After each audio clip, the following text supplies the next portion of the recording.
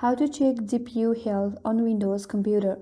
Hi everyone, this is Kate and welcome back to another video, and on today's tutorial we will learn how we can check the health of your GPU on a Windows computer.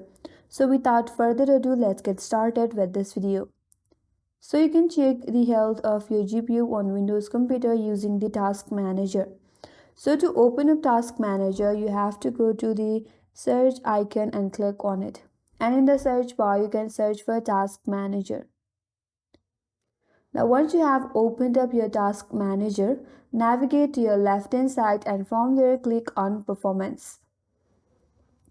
So once you're here now, you have to select the GPU, click on it.